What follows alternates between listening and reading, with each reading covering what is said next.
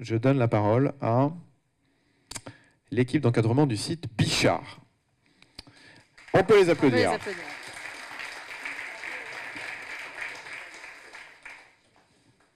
Alors, ils vont nous parler quoi? Communauté de pratique peut-être, le site Bichard.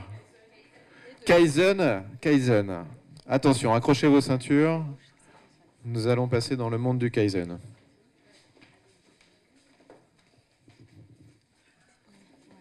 Alors bonjour à tous, moi je suis Hélène Delanoë, je suis cadre supérieur sur le 23e secteur et aussi sur l'unité de l'UTEP.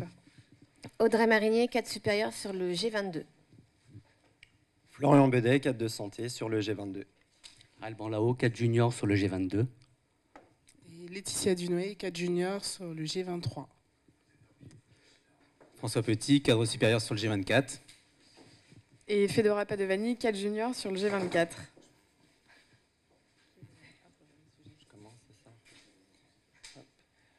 Du coup, la base de notre travail, c'était la mise en place de communautés de pratique sur le site Bichat, comme un peu sur les autres sites du GHU. Et donc, du coup, c'est une rencontre mensuelle en présence de tous les services de soins, logistique, accueil, secrétariat, service social, qui nous permet de créer un temps d'échange, de décloisonner ce qui peut se passer dans les services, à créer des temps de rencontre, on partage nos problématiques, et ce qui peut être fait dans les différents services pour créer un partage de connaissances, de ressources, et du coup se rendre compte que les problèmes des uns sont aussi le problème des autres.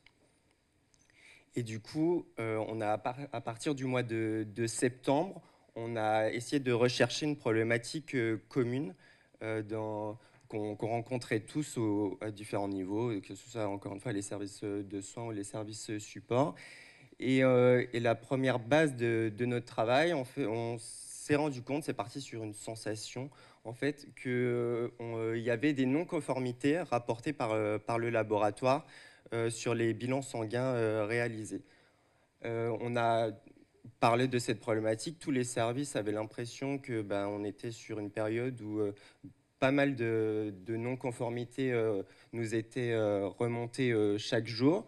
Et on a essayé de dégager plusieurs pistes de réflexion. Et du coup, on a commencé par se dire, en fait, ça vient de l'horaire du coursier. Parce qu'en fait, pour les sites nord, un coursier passe sur les différents sites. Et le site Bichat est le premier site où le coursier récupère les bilans sanguins. Et donc, du coup, il vient tous les matins à 8h30. Ce qui nous implique que les bilans sanguins ne sont réalisés que par les équipes de nuit et pas par les équipes de jour, parce que le chevauchement d'équipe, après, le délai est trop court pour refaire des bilans sanguins. Donc on s'est dit, en fait, il y a des non-conformités, ça vient forcément de là, ça crée du retard, le circuit d'acheminement est très long, parce que comme c'est le premier site où les bilans sont récupérés, après le coursier fait tous les autres sites du Nord avant que ça arrive au laboratoire de Sainte-Anne. Donc c'était notre première piste, qui avait un nombre de tubes beaucoup trop important, qui occasionnait des refus du patient, parce qu'on avait estimé qu'à peu près pour un bilan d'entrée, on comptait 12 à 13 tubes, et du coup, les patients refusaient les bilans sanguins, qui avait un nombre trop important de bilans sanguins prescrits par jour, qui avait des taux de non-conformité qui étaient de plus en plus récurrents. Et en fait, au bout de notre réflexion, on s'est dit, du coup, on se base sur quoi? Et en fait, on se basait sur pas grand-chose à part notre ressenti. Et du coup, ça a été aussi un des constats, c'est qu'il n'y avait pas de traçabilité des bilans sanguins. Et donc, en fait, on était incapable de décrire l'activité sur les bilans sanguins réalisés sur les différents pôles.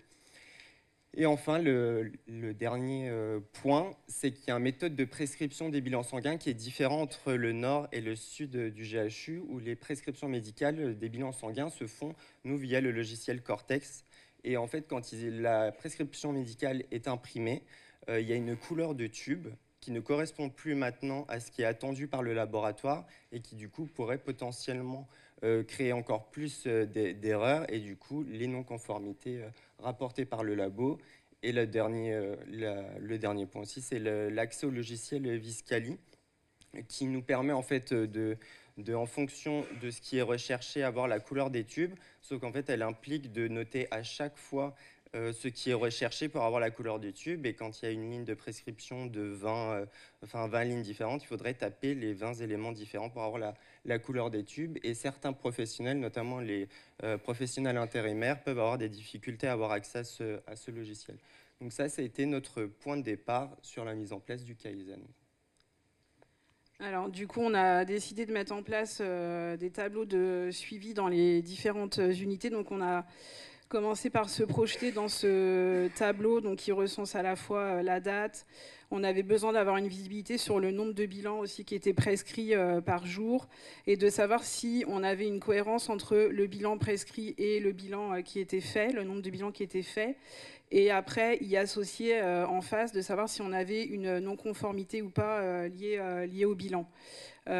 Et du coup, on a décidé aussi en fin du tableau d'y mettre du coup quelle était la raison de pourquoi en fait le bilan n'avait pas pu être effectué, parce qu'on se rendait compte que le matin lors des staffs, on savait que le bilan n'était pas fait, mais il nous manquait souvent le pourquoi.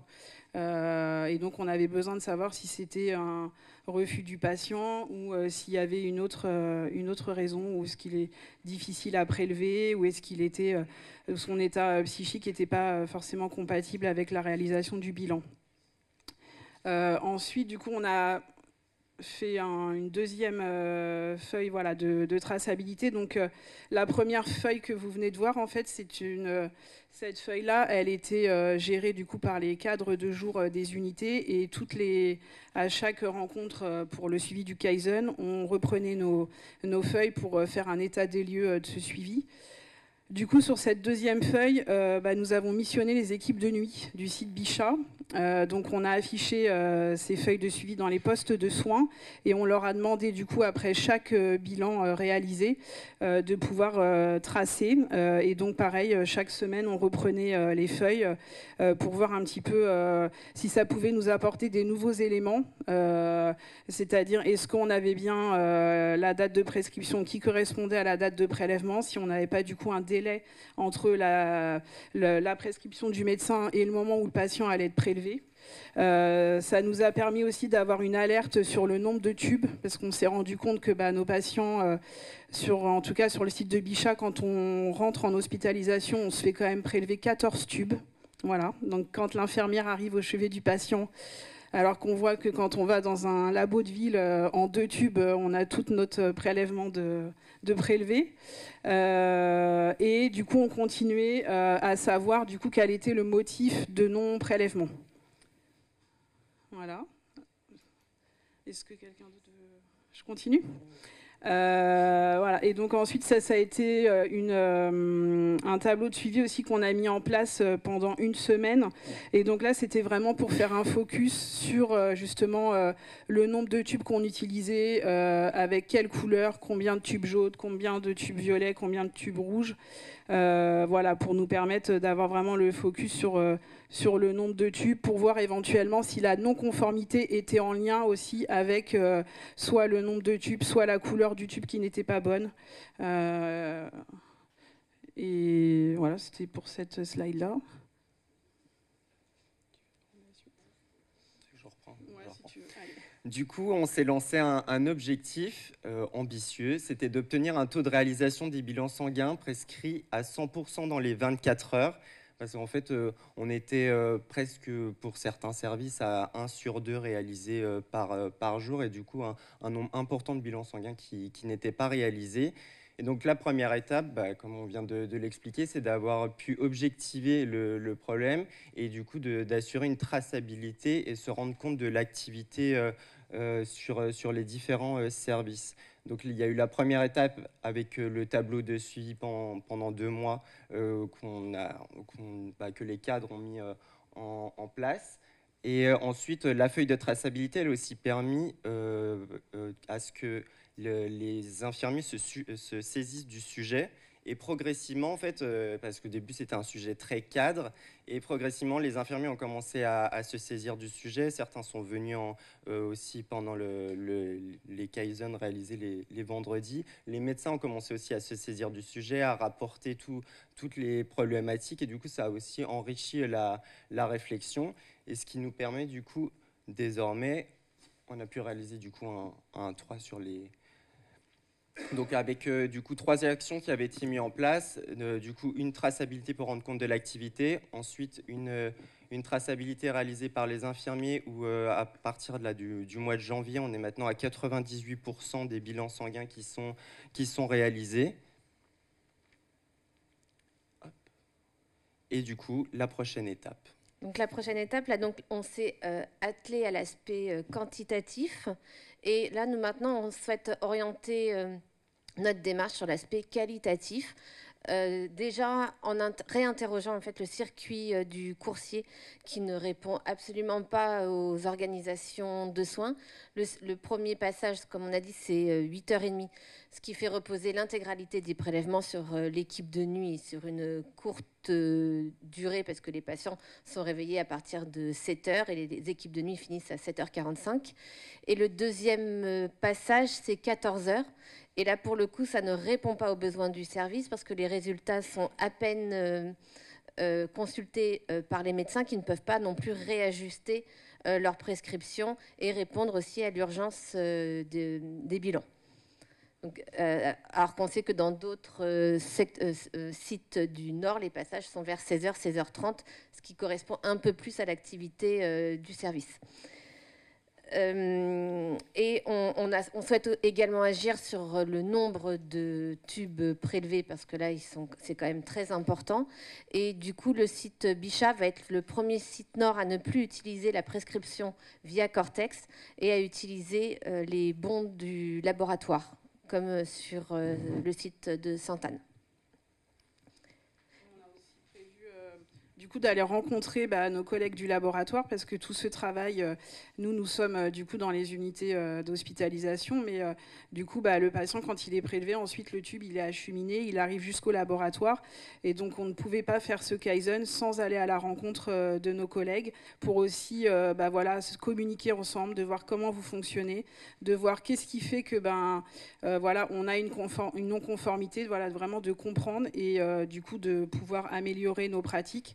Et pour aussi, du coup, améliorer la qualité des soins auprès du patient. Parce que, du coup, qui dit non-conformité dit que potentiellement, le patient va être prélevé derrière.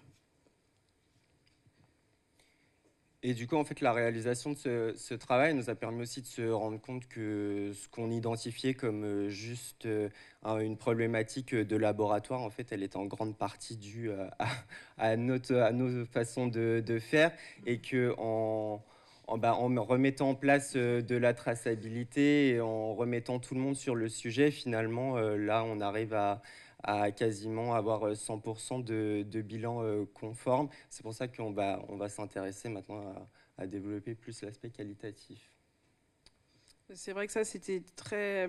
Quand on a un problème, on a toujours tendance à penser que c'est pas de notre faute et que c'est la faute de l'autre, c'est plus facile. Et du coup, c'est vrai qu'avec Vincent, il nous a... beaucoup aidé à nous amener sur est-ce que finalement il n'y a pas aussi des choses à revoir de votre côté dans les services de soins. Ce qui était aussi très sympa du coup durant ce travail, c'est de voir comment ça a remobilisé aussi les équipes de nuit, comment les médecins aussi s'en sont saisis. Enfin voilà, ça a vraiment donné une dynamique aussi de site sur un sujet voilà qui nous touche tous, pardon.